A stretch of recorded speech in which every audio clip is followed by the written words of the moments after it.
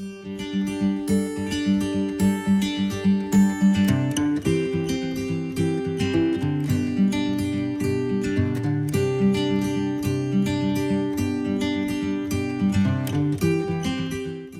welcome back to Lola AnnaBelle, and I am continuing on getting the script written. It's to the song, the Rhododendron Song. I will leave down a link video that I found to it, and today we are going to start talking about dragons. Today's is going to be an overview on European dragons. I figured this might be a fun little series to start. So I'm going to get started. All my resources will be linked down below. So dragons, they are legendary, of course, and they are serpent-like creatures with no single origin.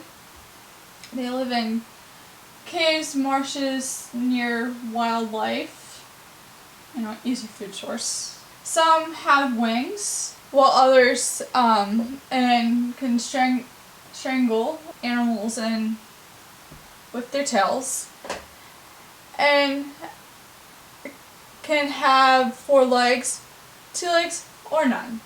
So that is a good overview, but I think most of us know what dragons are. At least, I would hope so. They've been a fairy tale since we were kids. European dragons are, grim destroyers. So they are powerful, wicked, dangerous, acquainted to Christianity, Satan, the devil. And some may be guarding treasure, and when they're hungry they, snag up, sheep, cattle, livestock. That's probably why they've been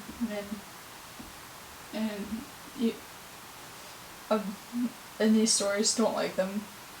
That's their livelihood and also their food source. So what is Dragon Country? That would be an interesting tale to tell. I'll put this name up. It's a German name, which means I am going to horribly mispronounce this.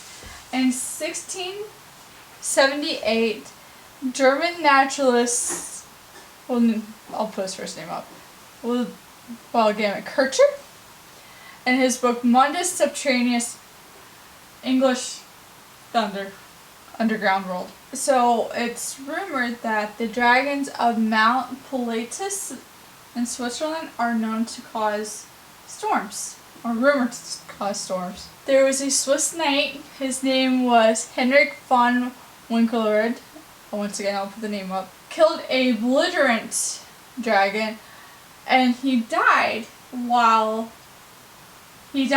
from touching the poisonous blood of the creature. So this next part, it's going to come up because I already did one other, and you'll see the video after this. I'm going to be wearing the same thing. Hi. So the Serpent King, the dragon-like basilisk is inspiration, but it's an enormous snake or a lizard with a crown-shaped crest on top of his head. Probably why it's called the Serpent King. It was rumored that it could kill a man with its look. So I read that, and of course I know J.K. Rowling, but I love Harry Potter. From Chamber of Secrets and her creature basilisk, it could kill men by just looking at it. So she probably did her own research and found something very similar to this, I would imagine. In the Middle Ages, it was a symbol of treachery, which, once again, stories and legends of dragons destroying things probably is why. Burning down houses, eating men, children, taking cattle. Although I have a theory. It's not a theory. You hear a lot of stories back then, and they were meant to explain things and phenomenon, but also, especially fairy tales, were to be a warning to children of swords to stay out of the woods. Don't go near the water. Don't talk to strangers. It was to scare them, to keep them safe.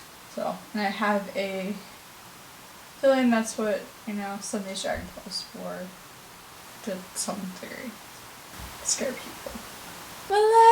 Malevolent dragons were prominent in Christianity.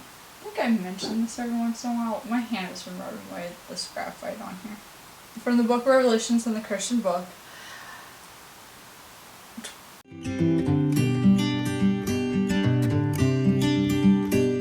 Chapter 12, verse 3. An enormous red dragon with 7 heads is described, whose tail sweeps 1/3 of the stars from the heaven down to earth, believed to be the fall of angels. So, in Latin, the word Draco means dragon, I think.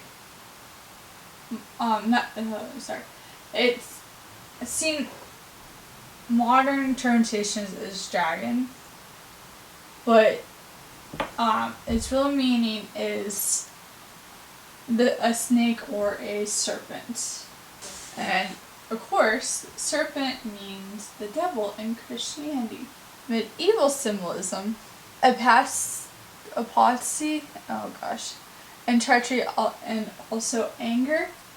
And of course, when I think of dragons of medieval times, and they guard treasure and they're greedy, so I imagine, it's easy to see how that is a thing. And it's what a lot of people associate dragons with, are these big, angry creatures. Although, to be fair, I'd be scared of any large serpent. Or any large beast. Okay. And eventually, it served as great calamity. So, dragons with several heads is a symbol of decadence, oppression, and heresy. I'm telling you.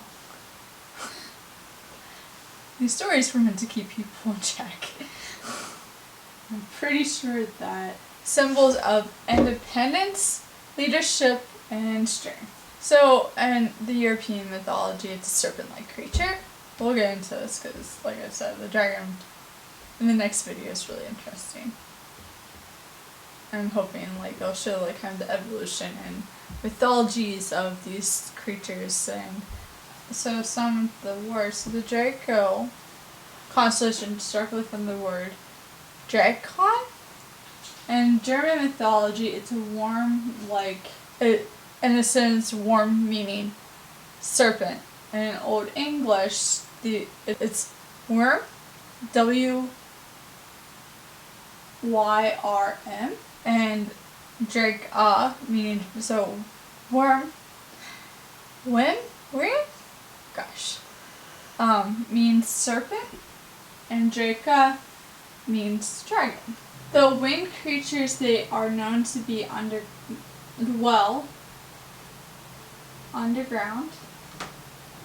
So it's why do they have wings? Why do these creatures have wings when they live underground? And they're ancient creatures of Earth. They are mythic creatures. And what's even cool is they hold the source of knowledge of Eden. Good or bad.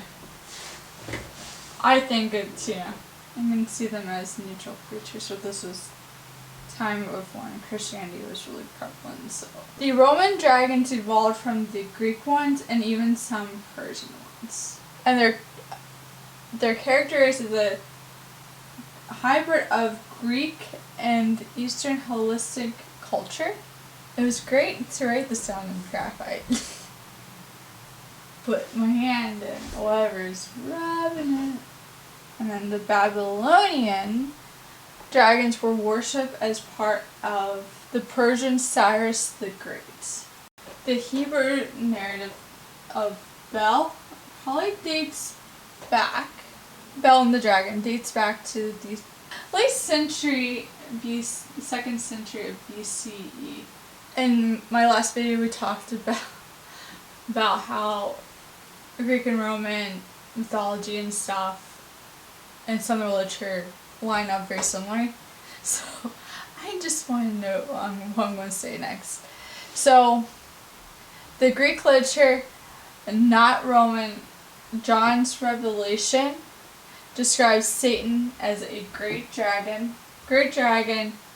that's red with 7 heads. 7 heads, 10 horns. John's inspiration likely came from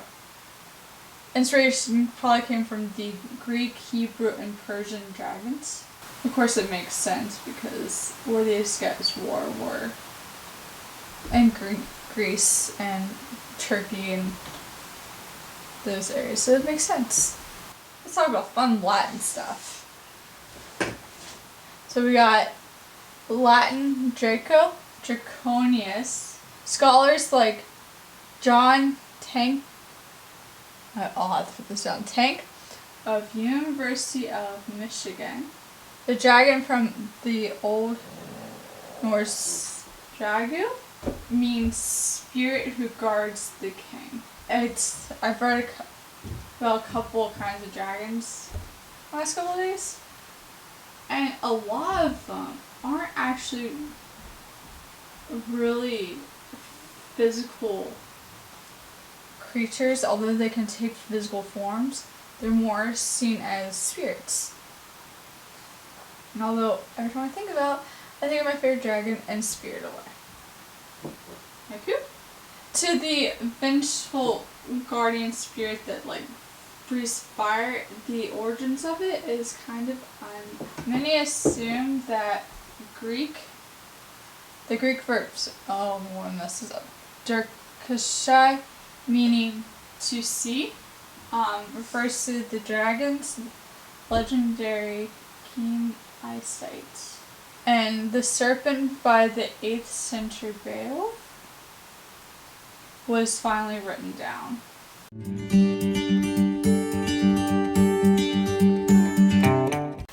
Today dragons mean fire, like most of us think when fire breathing. In medieval times, they thought of them being guardian spirits, guarding springs, or living near or under water. Evolution of creatures at its finest. So that is going to be the introduction to this level, well, one of them. I'm going to get an Asian dragon sometime in the future.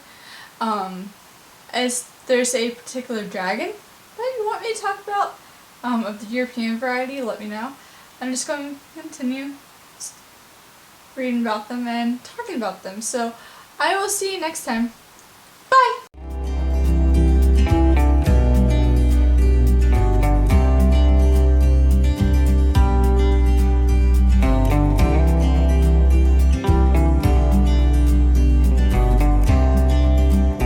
Probably butchered that of some sort